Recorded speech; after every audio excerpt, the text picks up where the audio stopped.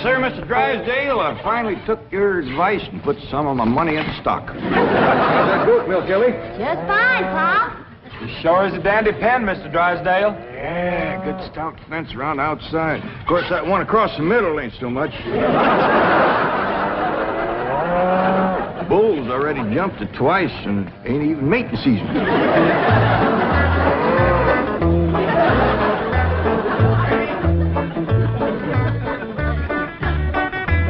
Got ourselves some mighty fine-looking stock.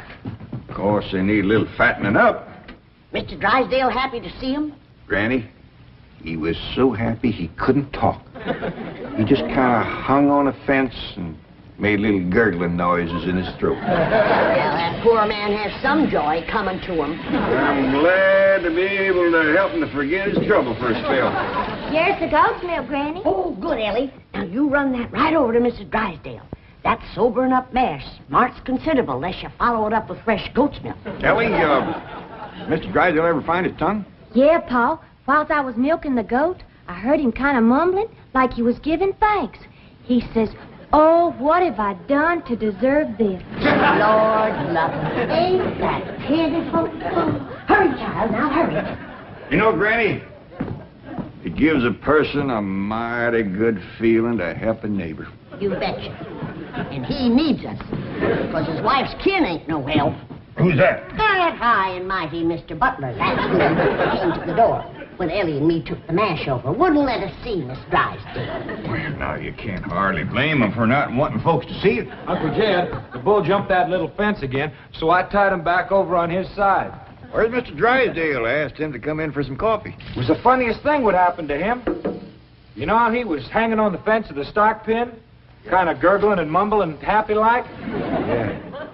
Well, all of a sudden, he points up towards his house and says, "My wife, that's her window." Then he goes tearing off into the bushes like a bear was after him. She took some mash and he seen her jumping. Looks like Ellie is going to get there with the goat's milk just in time. Oh, Sonny, Sonny, your mumsy just had the most ghastly dream. I was going to see our new neighbors, the Clampetts, and suddenly this dreadful giant appeared with a huge gun and shot my beautiful fox first. Isn't that the most dreadful... Claude, what are you eating? Oh, did Ravenswood bring my darling boy some nice fishy scraps? Claude. Claude! Marie, come and get Claude. What's the matter, dear? Claude, he's having a seizure or something. Is something wrong? Yes, Marie, open the window. Yes, let's have some fresh air. No. You take Claude to the doctor. I'll get the window.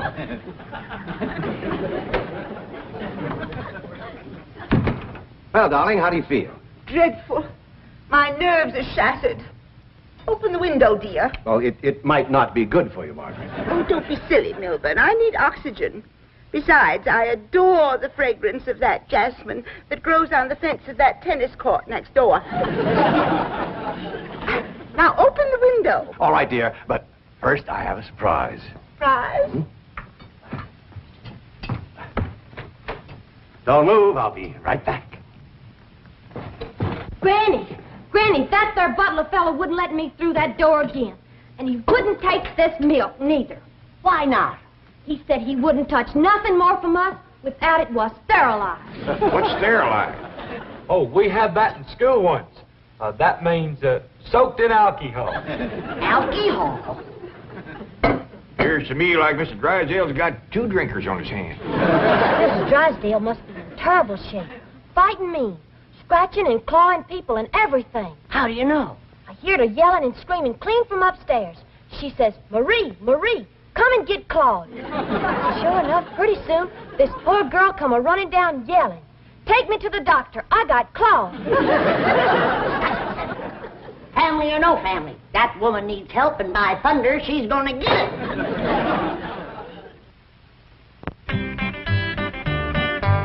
Surprise! Milburn, have you taken leave of your senses? You know I'm much too nervous to watch television. But, darling, the doctors in Boston said your nerves were just fine. Those Boston doctors. They had the audacity to tell me that I was perfectly healthy. I said, I'm not paying you all that money to tell me I'm healthy. Milburn, I do not want to watch television. Well, you don't have to watch it, dear. Just listen. There's an exciting Western on. Weston, Milburn, shut that off and open the window. I will. Oh, there we are. Milburn, are you going to open the window or am I? I am, dear.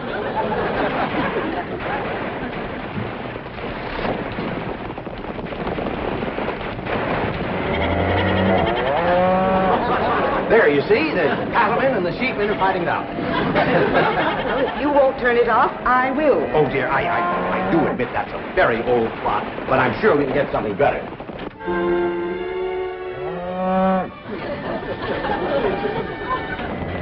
That medical program, go back to that. Well, don't you think that's a bit depressing? I want the medical program. All right.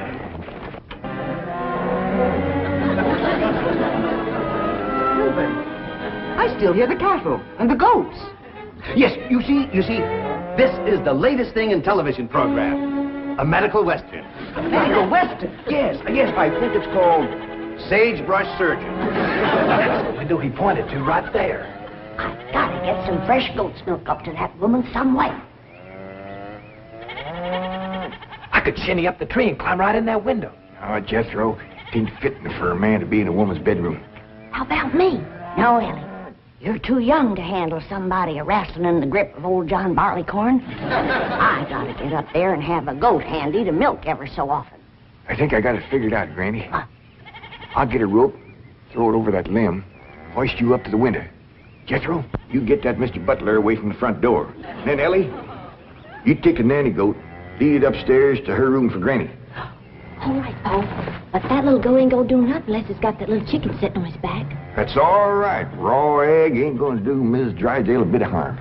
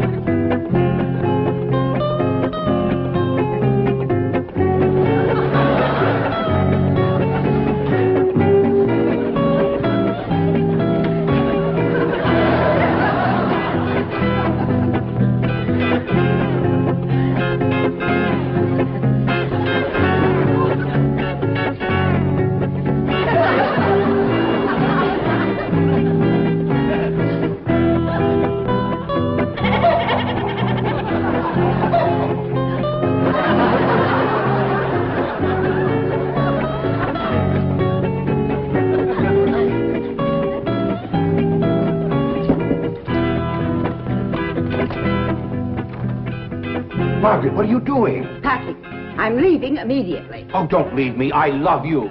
I love you too, Milburn. Why don't you come to Boston with me? You haven't seen Sonny for a long time. I don't understand. Why have you suddenly decided to go back to Boston? To see those doctors. Let them dare to tell me now I don't have a nervous condition. I'm even having hallucinations. It's wonderful. Hallucinations? I just saw a witch fly by that window, and there's a goat in the bathtub with a chicken riding on its back. Oh, you couldn't see them, dear. Only someone with my shattered nervous system. There goes the witch again. Oh, Milburn, I'm the happiest woman in the world. It's marvelous. Wait until those doctors hear this. Can't get in the attic and she won't open the window. Heist me up again.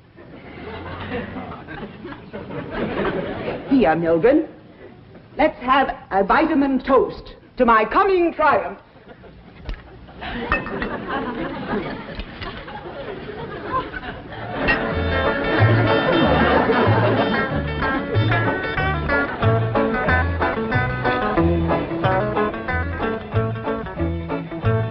It's too late, Jed. What do you mean, Granny? We didn't get to her in time. Now she's got her husband on the stuff.